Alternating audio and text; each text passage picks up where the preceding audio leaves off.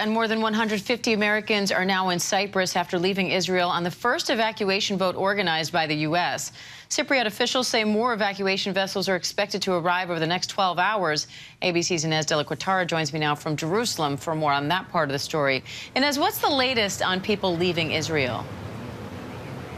Hey, Diane. So the first of those ships departing Haifa, which is a city in northern Israel, and heading to Cyprus. That was a journey that took about 10 to 12 hours. We know more ships are being chartered. The first ships that departed had the capacity to carry about 2,000 Americans. We know 159 touched down in Cyprus. There were images of them leaving the boat. They are going to then have to find their own way back to America. But the fact that it was just 159, I think, goes to show it's probably good news. That means that, while the boats had a capacity to carry 2,000 people, just 159 on board likely means that people are finding either their own way out or that they've already evacuated. But those boats will continue to operate from Haifa to Cyprus.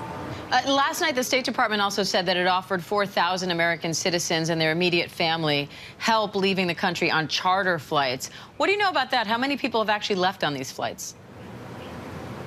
Yeah, so they have this boat option for people who possibly do not want to fly because of the incoming rockets, but the airport does remain open. So they're also offering flights for people to get to other parts of Europe. We know that 1,000 Americans have now been evacuated by those flights. An additional 3,000 Americans have found their own way back to the U.S., again, because, the airport is still open. So Israeli airlines, for instance, are still operating. It's just that there are less flights. American companies, United, Delta, American, are no longer operating, citing safety concerns. So they've suspended their flights to Israel. So 1,000 Americans using those flights, those chartered flights by the State Department to get to places like Athens. We spoke to one of those Americans who was on one of those flights. He talked about how kind of chaotic the whole process had been.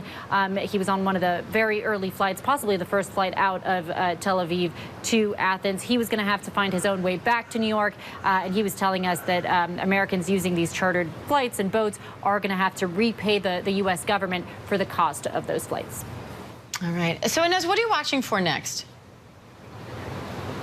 Yes, we'll see how these evacuations continue. We know that 20,000 Americans had initially reached out to the State Department for help. I'm watching to see if the airport shuts down at any point, if this continues to ramp up, if the rockets continue. They have been blaring across Israel for days now. So, and we know, Hamas has said that they have tried to target the Ben Gurion International Airport. They haven't managed to actually hit it, thanks to the Iron Dome. But that is certainly going to be a concern, and we'll see if the airport stays open. But the State Department, vowing to take care of Americans. I will say we did speak to some people at the airport there who were frustrated that the U.S. wasn't doing more. They were pointing out that other countries had brought in members of the military to assist with evacuations, and they were questioning why the U.S. hadn't done the same. All right, Inez de la Quatara in Jerusalem, thank you.